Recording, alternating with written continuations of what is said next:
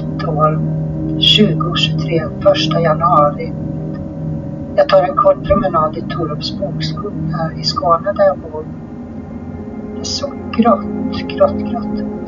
Men det känns som om det redan är vår. Jag ser fram emot det här året. Jag tror verkligen på nya möjligheter. Jag tror vi alla har tron på en ny start.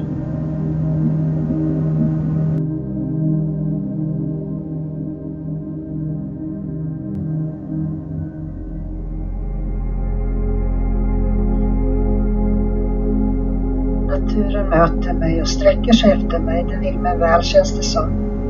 Jag tror helt och fullt att naturen är en brygga till vårt inre jag. Till vår inre skönhet och till vår själ.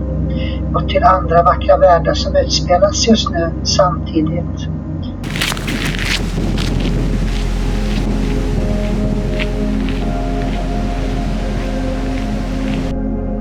Jag tror på det januari.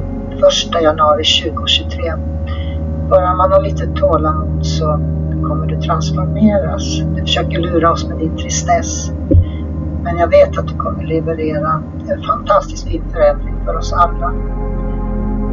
Och medan jag tänkte det här när jag promenerade så skymtade det fram lite blå himmel. Och det var ett klart besked tycker jag.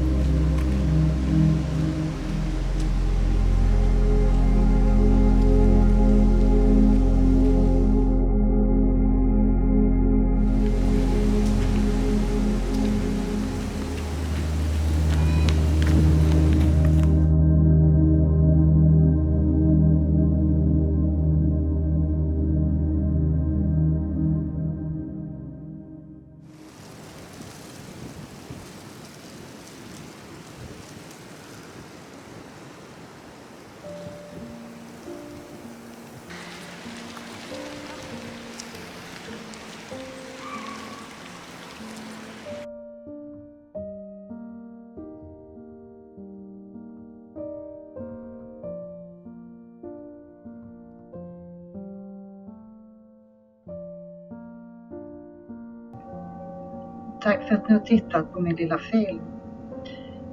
Det är klart, det var ju väldigt eko när jag pratade. Ändå har jag röd mikrofon. Vad kan man göra? Min dator är väl gammal. Jag ber om ursäkt, men snart så kanske jag hittar någon bättre lösning. Vi får se. Tack så mycket. Vi ses igen i nästa film. Hej.